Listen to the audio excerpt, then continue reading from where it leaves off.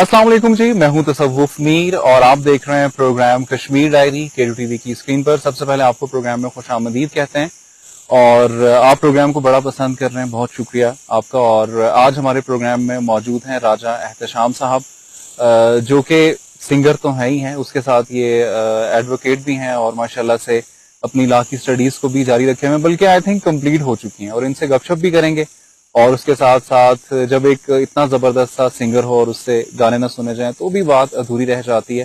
Overall इनके सफर के हवाले से भी बात करेंगे, तो इनसे ही बात करते हैं। अस्सलाम वालेकुम। जी वालेकुम सलाम। कैसे हैं आप सर, खैरियत से हैं? जी अल्हम्दुलिल्लाह का शुक्र। बहुत शुक्रिया, आप हमें जो है हमारे साथ मौजूद हैं, आपने कीमती वक्त दिया। और फिर उसके बाद इस वक्त हम पीरचनासी के करीब मौजूद हैं, बड़ी खूबसूरत जगह भी है, मौसम भी बड़ा अच्छा है। तो मुझे बताएं, सबसे पहले तो ये बताएं कि लाइफ कैसी जा रही है?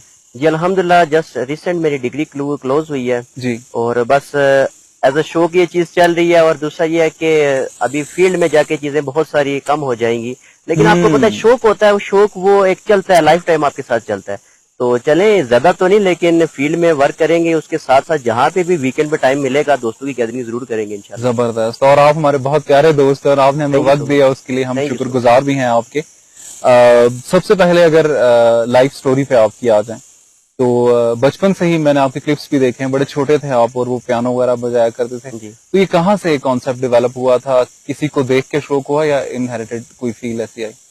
देखिए, क्योंकि ये हारमोनियम मैंने सामने रखा हुआ है, मेरा जो चुनाव था इस इंस्ट्रूमेंट की तरफ मेरा रुझान ज्यादा था। जबरदस्त। क्योंकि ये क्लासिकल म्यूजिक का इंस्ट्रूमेंट है। आजकल के दौर में नए इंस्ट्रूमेंट्स आप देख रहे हैं, लेकिन बेसिक जो गायकी है वो यही आपको सिखाता है। ये बेसिक जो हारमोनियम है, तो मुझे दरअसल गजल की तरफ, क्लासिकल की तरफ मेरा रुझान ज्यादा था।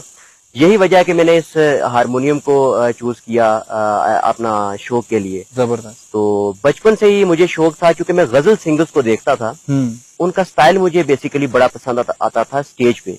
जब जो जैसे भी वो बैठते हैं और साथ हारमोनियम उनकी साइड पे होता है, क्योंकि आपने देखा होगा कि कवाली के लिए वो सामने रखते हैं हारमोनियम और गजल सिंगर्स साइड पे रखते हैं। तो मेहदी हसन साहब को देखा, गुलाम अली खान साहब को देखा, तो मुझे वो एक चीज वहां पे क्लिक कर गई। तो उसके बाद शौक डेवलप होता गया। और यू आर लकी कि आपके घर वालों ने भी आपका साथ दिया, आपके दोस्त आपको इतना अप्रिशिएट करते हैं। मुझे ये बताएं कि टैलेंट तो जाहिर एक हर इंसान में होता है। एक खुशकिस्मत लोग वो होते हैं जो उन लोगों के आसपास होते हैं कि जहां पर उनको सराहा जा रहा होता है और वो उनमें मजीद फिर निखार पैदा होता है। आपको क्या लगता है कि कोई भी टैलेंट होना, फिर उसके बाद ऐसे लोगों का आपके करीब होना कि जो उसको सराहते हो, खुशकिस्मती है?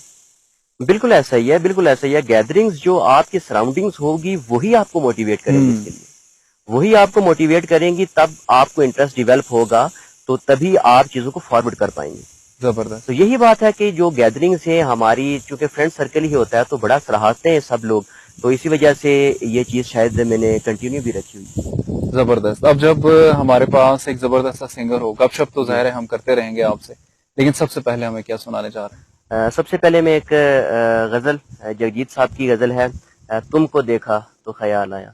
जिंदगी धूप तुम घना तुम छाया। घना साया। आपसे सुनी और बड़ा पसंद करते हैं इसको लोग, सुनाइए।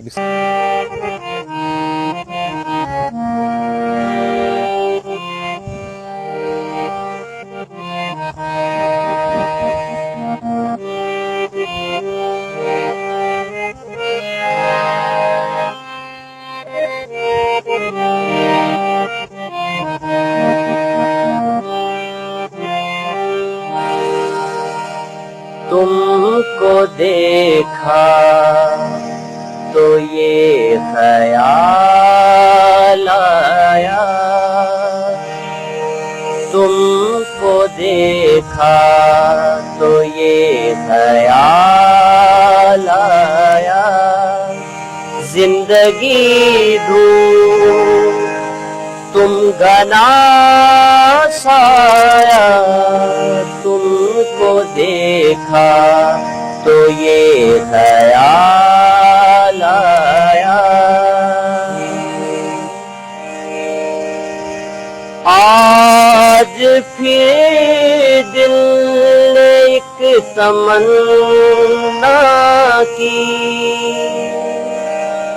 आज फिर दिल ने एक तमन्ना की, आज फिर दिल को हमने समझाया, जिंदगी दूर तुम घना साया, तुमको देखा तो ये ख्याल आया, हम जिसे गुनगुना नहीं सकते, हम जिसे गुनगुना नहीं सकते,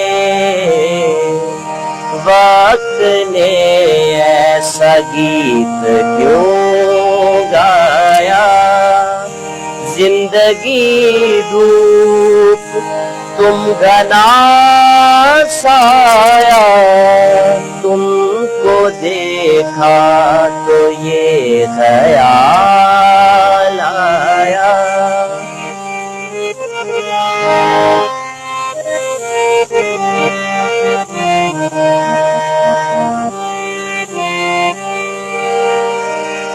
तुम चले जाओगे तो सोचेंगे, तुम चले जाओगे तो सोचेंगे, हमने क्या खोया, हमने क्या पाया, जिंदगी धूप तुम घना साया, तुमको देखा तो ये ख्याल आया। अच्छा, बहुत जबरदस्त, और दिल नहीं करता कि आप खामोश हों। और माशाल्लाह, एक तो टैलेंट है, आवाज भी बड़ी प्यारी, और उसके साथ साथ एक ये टैलेंट, ये बड़ा कम लोगों में ऐसा होता है कि वो कोई इंस्ट्रूमेंट भी प्ले कर सकते हैं, उसके साथ साथ उन्हें जो है उनकी आवाज में भी जादू हो, तो you are blessed. Thank you so much. मुझे ये बताइए कि पोइट्री जो है ना, वो जब आप कोई भी गजल चूज करते हैं, उसकी पोइट्री भी बड़ी इंपॉर्टेंस रखती है उसके साथ साथ। और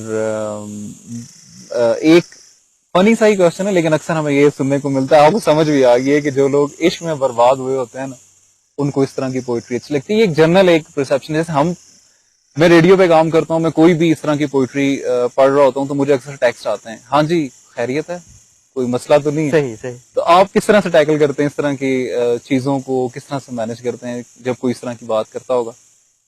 देखिए, सबसे पहले गजल चीज ही यही है कि किसी की तारीफ करना, चूंकि गजल के वो लग़वी मानी में आता है औरत की तारीफ करना, तो चूंकि ये दुनिया का दस्तूर है, यहाँ पे जो बंदा आता है वो एफिलिएट होता है किसी न किसी चीज। इसमें मैं एक चीज यहाँ पे ये रखूंगा कि जो चीज जिस पैराए में आपने बात की है कि लोग किसी आप ये कहना चाह रहे हैं किसी लड़की के साथ इश्क हो जाता है तो वो उस पैराए में जाके गजलें सुनते हैं, और इस पैराए में देखिए दुनिया में बहुत सारी चीजें लड़कियों के अलावा भी बिल्कुल ऐसे जोक्स अपार्ट के जिनसे आपका एफिलिएशन हो सकती है। बिल्कुल ऐसे ही, ठीक है, गड्डी होवे सोनी जी उस नाल भी हो, बिल्कुल एग्जैक्टली। तो वो आप चीजें उसको डेडिकेट कर सकते हैं। हाँ, बिल्कुल ऐसा ही है। और दुनिया है ही मोहब्बत, और अगर आपके दिल में मोहब्बत नहीं है तो आपको ना कोई मंजर, ना कोई चीज, कुछ भी खूबसूरत नहीं दिखाई दे सकता। और बड़ी गहरी बात की आपने, बड़ा मजा आ रहा है आपसे बातें करके। मुझे ये बताइए कि पेरेंट्स का क्या सिनेरियो है, किस तरह से लेकर चलते हैं, उनको पसंद है आपका गाना या नहीं? जी, दरअसल मैंने चीजों को स्टार्ट से ही एक बड़े इन अ ब्रैकेट रखा और बड़ा प्रिसाइज रखा, क्योंकि मेरा शौक है, मैं प्रोफेशनली तो इसको लेके चलता नहीं, बिल्कुल ऐसा ही एज अ फन। और आफ्टर अ वीकेंड में अपनी सर्टिफिकेशन के लिए इसको प्ले करता हूँ और वो रियाजत करता हूँ जस्ट रिफ्रेश होने के लिए। तो कहीं ना कहीं मेरे पेरेंट्स ने भी, फैमिली में मुझे रिस्ट्रिक्ट नहीं किया गया, क्योंकि उनको पता है कि ये विद इन द लिमिट्स रह के अपना शौक। और एक बेसिक जो पैगाम भी मैं देना चाहूंगा, आपका शौक, अगर आपकी एजुकेशन, आपकी स्टडीज में हर्डल नहीं ना आ रहा तो आपको घर से सपोर्ट मिलेगी। जबरदस्त बात की आपने। तो लिहाजा चीजों को एक उस लिमिट्स में रह के आप रखें और आप अपना शौक भी कंटिन्यू करें। आपके पेरेंट्स, आपकी फैमिली भी सेटिस्फाई होगी। मेरे केस में भी यही है कि घर वाले मुझे सपोर्ट करते हैं, मुझे वालिदा बड़ी पसंद करती हैं कोई चीजें सूफी सुनने के लिए, तो अक्सर मैं जब अपने रूम में होता हूँ तो कोई सूफी चीज में पढ़ रहा होता हूँ तो वालिदा मेरे पास आके बैठती हैं, तो मैं भी सेटिस्फाई होता हूँ कि वाकई में कुछ ऐसी गायकी कर रहा हूँ या कुछ ऐसा पढ़ रहा हूँ कि वालिदा आके मुझे सुन रही है और साथ मुझे अप्रिशिएट कर रही है। जबरदस्त। एक छोटे से ब्रेक पर जाना है हमें, ब्रेक के बाद वापस आते हैं तो डिस्कशन का सिलसिला जारी रहेगा। जी आप देख रहे हैं प्रोग्राम कश्मीर डायरी, मैं हूं तसव्वुफ मीर। छोटी सी एक ब्रेक लेते हैं, ब्रेक के बाद दोबारा वापस आएंगे तो मजीद डिस्कशन भी करेंगे और जबरदस्त से कलाम भी सुनेंगे। वेलकम बैक, आप देख रहे हैं प्रोग्राम कश्मीर डायरी, मैं हूं तसव्वुफ मीर। एहतशाम भाई हमारे साथ मौजूद हैं। हम गपशप कर रहे थे और आप बता रहे थे कि वालदा भी बड़ा अप्रिशिएट करती हैं, वालिद साहब भी बड़ा अप्रिशिएट करते हैं और ये ब्लेसिंग है आपके लिए कि आपकी फैमिली में ऐसे लोग हैं। मुझे ये बताएं कि अभी आपने खैर वो बताया भी हमें कि जब आप दोनों चीजों को, पढ़ाई को और इनको बराबर लेके चल रहे होते हैं तो फिर सब चीजें नॉर्मल चलती हैं। मुझे ये बताएं कि ऐसे पेरेंट्स जिनके के बच्चों में टैलेंट है और अनफॉर्चुनेटली वो उनको सपोर्ट नहीं करते और एक टैलेंटेड बंदे से जो है मुझे लगता है कि माशरा महरूम हो जाता है, उनको क्या पैगाम देना चाहेंगे? देखिए, आप पे एक बच्चा है उसकी बात करूंगा कि उस पे मुनसर करती हैं बहुत सारी चीजें। अब अक्सर मैंने ये चीज नोट किया कि बेटे की वालिद के साथ कोऑर्डिनेशन वैसी नहीं होती है। हालांकि एक वालिद जो होता है वो हकीकी और सच्चा दोस्त होता है अपने बेटे का, ठीक है। तो यही एक वजह है कि उसका टैलेंट भी कहीं ना कहीं यही दब के रह जाता है या उसको प्रमोट नहीं किया जाता। अगर आप एक अच्छे वे में अपने पेरेंट्स से बात करें, उनको बताएं, उनको इंसिस्ट करें अपने पे कि ये मेरा शौक है, इसको उनको बताएं, कन्विंस करें उनको कि ये मेरा शौक है, इसको मैं विद इन द लिमिट्स लेके चलूंगा, मैं बाकी मेरी पढ़ाई पे कोई हर्डल नहीं आएगा। तो अगर आप इस तरह से उनसे कनेक्ट करेंगे तो मैं समझता हूँ कि कहीं ना कहीं वो आपको चीजें रिलैक्सेशन देंगे करने। इंशाल्लाह ऐसा ही होगा और जो बच्चे आपको देख रहे हैं उम्मीद है कि वो इस चीज को सीखेंगे भी। क्या सुनाने जा रहे हैं? मेरी बड़ी ख्वाहिश रही है, मेरी वन ऑफ द फेवरेट गजल भी है ये, मेहदी हसन साहब की, अहमद फराज साहब का कलाम है। इस मतले के साथ दो इशार में आपको सुनाता हूँ। रंजिश ये सही दिल ही दुखाने के लिए आ फिर से मुझे छोड़ के जाने के लिए। सुनाई। किस किस को बताएंगे जुदाई का सबब हम, किस किस को बताएंगे जुदाई का सबब हम। तू मुझे से खफा है तो जमाने के लिए रंजिश ही सही दिल ही दुखाने के लिए रंजिश ही सही। फिर से मुझे छोड़ के जाने के लिए रंजिश ही सही। हाँ पहले से पहले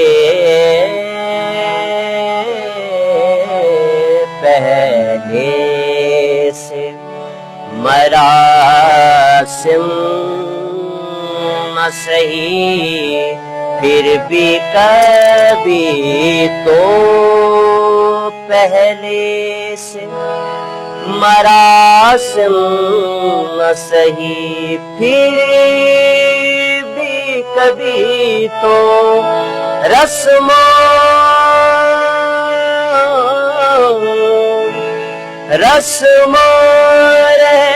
दुनिया निभाने के लिए रंजिश ही सही दिल ही दुखाने के लिए रंजिश ही सही। माना के मोहब्बत का छुपाना है, मोहब्बत माना के मोहब्बत का छुपाना है, मोहब्बत चुपके से किसी रोज जताने के लिए रंजिश ही सही, दिल ही दुखाने के लिए रंजिश ही सही।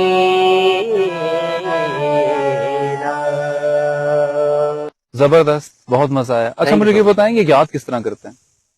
देखिए, आपका इंटरेस्ट जब होगा, चीजें आपको याद करने की जरूरत नहीं पड़ेगी। दो ही चीजें होती हैं लाइफ में, आपकी मजबूरी और आपका शौक, जो आपको इंसिस्ट करता है कोई भी काम करने में। तो आपकी मजबूरी आपको फोर्स करेगी काम करने में, या आपका शौक होगा। क्योंकि मैं स्टार्ट में जब जाता था, ये तो अभी मेरी रियाजत है जिन चीजों की ना, तो एक टाइम ऐसा आया कि मैं कह रहा था नहीं, इसके बाद नहीं मुझसे बचता ना, नहीं हो सकेगा। लेकिन उसके बाद जो चीज बजी और वो मुझे इसके साथ कनेक्ट रखने वाला मेरा शौक ही था। जबरदस्त। शौक होगा तो आप चीजें कर पाएंगे। अच्छा, ये बताएं, कोई उस्ताद है या ऑनलाइन सीखा ये हारमोनियम वगैरह? देखिए, मैंने इसको कभी इस हवाले से देखा नहीं है कि मैं इसको प्रोफेशनल लेके चलूं। दूसरा ये है कि हमारा रीजन जो है, यहाँ पे लोग उस्ताद मिलना बड़ा मुश्किल है।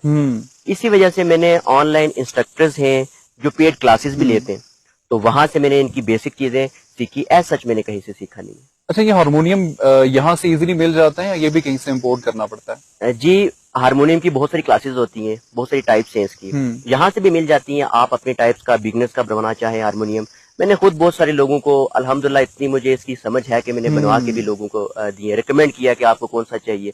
अब ये सेट है, मुझे शौक थी गजल के लिए, स्पेशल कैटेगरी का हारमोनियम है। अच्छा, बहुत सारे लोग आपको देख रहे हैं, ऐसे यंग स्टूडेंट्स होंगे, बच्चे होंगे जो शायद परचेज करना चाहते हो इस तरह के इंस्ट्रूमेंट। कोई रेंज इसकी बता सकते हैं कहाँ से कहाँ तक लाएगा? जी देखें, स्टूडेंट्स को मैं रिकमेंड करूंगा कि वो आप बिगनर्स हारमोनियम की तरफ जाएं। जब भी आप मार्केट जाएंगे, आप सेकंड हैंड हारमोनियम खरीदें। नया हारमोनियम आप रियाजत के लिए या स्टार्ट बिगनर्स वो ना लें। आपको 20 से 25,000, क्योंकि अब चीजें काफी महंगी हो चुकी हैं, 25,000 से 35,000 की रेंज में आपको एक स्टार्टिंग के लिए हारमोनियम मिल जाएगा। जबरदस्त। अच्छा, एक चीज ये भी है ना कि चलें, आप तो इसको शौक के तौर पर लेके चल रहे हैं, लेकिन फिर भी जब आप शुरू में सीख रहे थे आपको मुश्किलात जरूर पेश आई होंगी। आपको लगता है कि इस तरह की कोई क्लासेस होनी चाहिए, कोई ऐसा इंस्टीट्यूट होना चाहिए जो म्यूजिक सिखाए, इंस्ट्रूमेंट्स को सिखाए, आने वाले बच्चों को इससे फायदा होगा? यहाँ पे एक बात रखना चाहूंगा कि चूंकि हमारे इस रीजन में इसको ऐसा इंपॉर्टेंस नहीं दी जाती है, ऐसा अच्छा नहीं समझा जाता, मैं खुल के बात करूंगा। लेकिन देखें, इस चीज का, गायकी का जो ताल्लुक है वो अदब से है। एक बंदा अच्छा गायक है, मैं समझता हूं कि वो अंदर से बड़ा पोलाइट होगा, तभी वो इस चीज को कर पाएगा। क्योंकि अदब की चीज है, तो मैं वो उसी बात पे आ रहा हूं कि इसकी इंस्ट्रक्टर्स होने चाहिए, इनकी एक एक्स्ट्रा क्लासेस भी होनी चाहिए। और इससे ये एक इम्पोर्टेंट बात करने जा रहा हूं यहाँ पे, अगर एक स्कूल में 6 क्लासेस होती हैं, 6 लेक्चर्स होते हैं रोज के, 7वां लेक्चर अगर आपका म्यूजिक या एसएच रहेगा ना, या इस एक्टिविटी हो, तो वो बच्चा इंटरेस्ट के साथ बैठेगा, उकता के नहीं बैठेगा। उसको पता होगा कि एक क्लास अभी ऐसी है कि जिसमें हमने फ्रेश भी होना है, कुछ सीखने को भी मिलेगा और मेरा इंटरेस्ट भी है, तो वो उसका इंटरेस्ट बना रहेगा। तो बहुत जरूरी है कि लोगों को अदब, लेकिन इसमें भी चीजें एक्सीड हो जाती हैं, नो डाउट कि इस चीज को गलत क्यों समझा जाता है, बहुत सारे लोगों की वजह से समझा जाता है। मैं अगर आपको परसेंटेज बताऊं तो मैं आज के दौर में इसको 70% ये देखूंगा कि लोग इसको अच्छा नहीं समझ रहे या अच्छा कर नहीं रहे लोग, ठीक है। 30% लोग हैं वो इसको अच्छा समझ रहे हैं, समझने वाले लोग जो अदब को समझते हैं, उससे मुंसलिक हैं, वो इस चीज को पसंद करते हैं। जबरदस्त। अब क्या सुनाने जा रहे हैं? एक गजल मेहदी हसन साहब की जी। मुझे तुम नजर से गिरा तो रहे हो, मुझे तुम कभी भी भुला ना सकोगे, सुनाइए।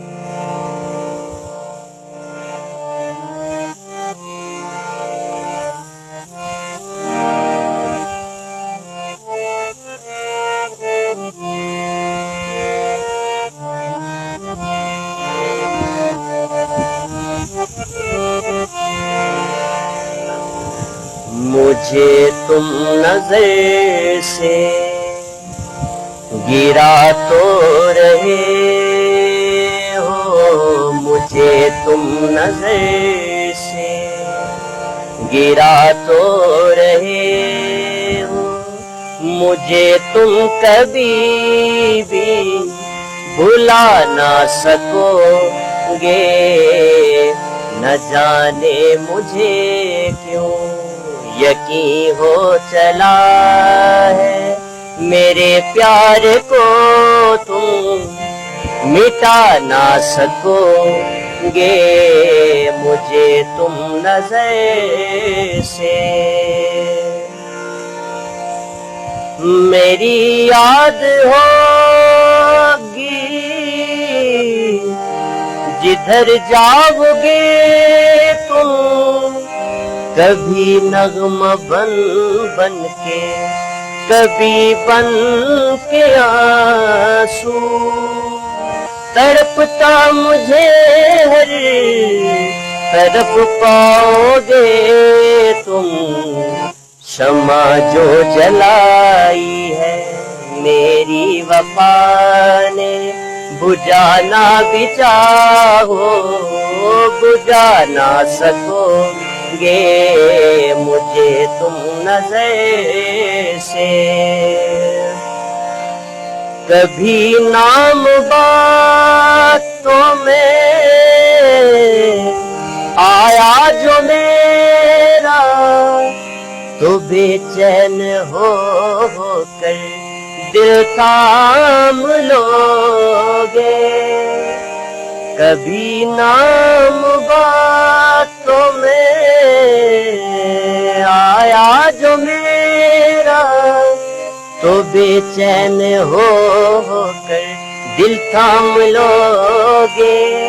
निगाहों में छाए गम का अंधेरा, किसी ने जो पूछा सबब आंसुओं का, बताना भी चाहो बता ना सकोगे, मुझे तुम नजर से गिरा तो रहे हो, मुझे तुम कभी भी भुला ना सकोगे, मुझे तुम नजर से। थैंक यू सो मच, बहुत जबरदस्त। अच्छा, मैं अभी देख रहा था कि जब भी आर्टिस्ट जो है ना उसको बड़ी पहचान मिलती है, बड़ा प्यार मिलता है, लोग बड़ा पसंद करते हैं और लोग अट्रैक्ट होते हैं। मे भी सेल्फीज के लिए भी लोग आते होंगे क्योंकि लोग जानते हैं आपको। कैसा फील होता है स्पेशल जब कोई फील कराता है? जी, जाहिर सी बात है, कोई अगर आपको आता है, ऑन करता है तो आपको बड़ा अच्छा लगता है, बड़ा प्यार, बड़ी मोहब्बत करते हैं लोग। और ऐसा है कि लोग आप इन कनेक्शन रहना चाहते हैं, आपके साथ कनेक्ट रहना चाहते हैं आपकी गैदरिंग्स में। क्योंकि मुझे बहुत सारे लोग राब्ता भी उसके बाद करते हैं, आपका कहीं पे प्रोग्राम हुआ हमें जरूर वहाँ पे बुलाइएगा, बताइएगा, इन्फॉर्म कीजिएगा, हम वहाँ पे आएंगे। तो वैसे लोग बुलाते भी हैं अपनी गैदरिंग्स में, फ्रेंड सर्कल में, कहीं वीकेंड पे लोग जाते हैं तो करते भी हैं, लोग बुलाते भी हैं, तो अच्छा लगता है, बड़ा अच्छा लगता है। बहुत सारे लोग आपको देख रहे हैं और वो बच्चे भी देख रहे हैं जिनको ये शो के, उनके पेरेंट्स भी देख रहे हैं, दोनों के लिए क्या पैगाम है आपके पास? जी, बस मैं वो पहली वाली बात ही दोबारा रखूंगा। बस ये कहूंगा कि बच्चों को कि वो भी अपने लिमिट्स में रह के अपने शो को लेके चलें, और पेरेंट्स को भी ये कहूंगा कि आप अंडर द सुपरविजन अपने बच्चों को रखें और उनको देखें, उनको एक थोड़ा सा स्पेस दिया करें। शायद कि उसमें एक ऐसा टैलेंट हो जो उसका फ्यूचर सिक्योर कर रहा हो, जबरदस्त, जो उसको आगे जिंदगी में ऐसे फैसिलिटेट कर दे जिसकी वजह से जो उसका सबब बने कि शायद, क्योंकि एक माँ बाप अपने बच्चे को देख रहे होते हैं कि ये कामयाब हो लाइफ में, बिल्कुल ऐसा ही है। तो कहीं ना कहीं क्या पता वो अपने टैलेंट की वजह से जाना जाए अपने फ्यूचर में, बिल्कुल ऐसा, तो वो उसको टाइम दे के देखे। जबरदस्त, बहुत शुक्रिया, बड़ी जबरदस्त बात किया एहतशाम ने कि आप बच्चों को टाइम दें और उनके टैलेंट को जानने की कोशिश करें। डॉक्टर्स, इंजीनियर्स और इस तरह की बहुत सारी फील्ड्स हैं, उसके साथ साथ इन फील्ड्स को भी, सिंगिंग और मीडिया को भी आप एज अ करियर परसू कर सकते हैं। अगर आप में टैलेंट है तो उसको जरूर सामने लाएं। उम्मीद है कि आज का प्रोग्राम कश्मीर डायरी आपने पसंद किया होगा। इंशाल्लाह नेक्स्ट वीक आपसे दोबारा मुलाकात होगी। मुझे दीजिए इजाजत, अल्लाह हाफिज।